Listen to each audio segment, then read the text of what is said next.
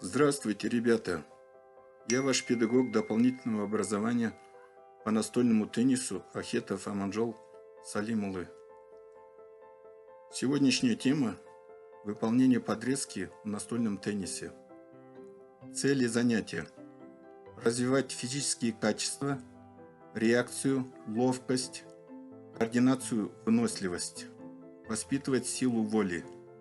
Задачи – закрепить тактику игры против защиты, нападение игрока средней линии, закрепить правила одиночных игр, приобретение навыков подрезки справа, слева в процессе тренировки. В данном случае имитация движения ракеткой. Содержание. Играть подрезкой следует уже по опускающему мячу.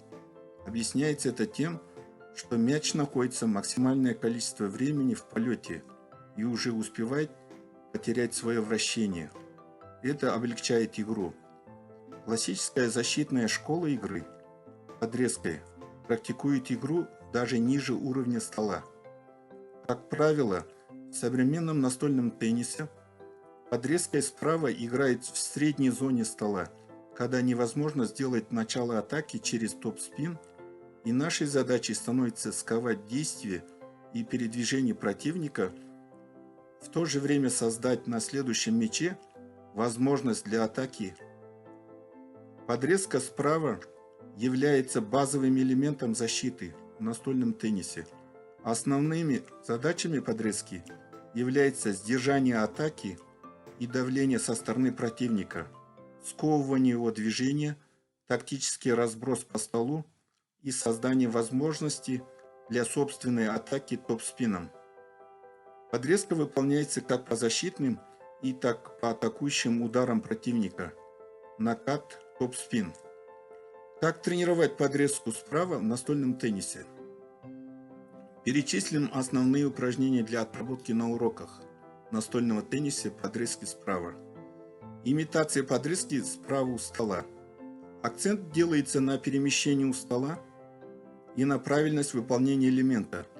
Так как имитация проводится без реального мяча, то необходимо фокусировать свое внимание на правильность постановки ног и движения корпуса и руки. Передвижение у стола выполняется с помощью приставного шага, при этом стойка и расположение ног сохраняется. Подрезка справа на колесе. Выполняется движение, имитирующее подрезку на тренажере колесо. Задача спортсмена является касание колеса в верхней точке.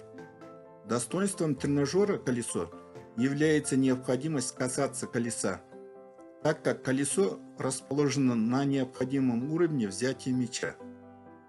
Это формирует правильный наклон корпуса под мяч, распределение веса тела и гармоничное движение. Подрезка справа на большем количестве мячей используется для отработки многократного повторения удара. Тренер набрасывает из левого угла стола ритмично мячи из корзины с нижним вращением. Правый угол. Ученику необходимо выполнять подрезку справа в противоположный правый угол стола.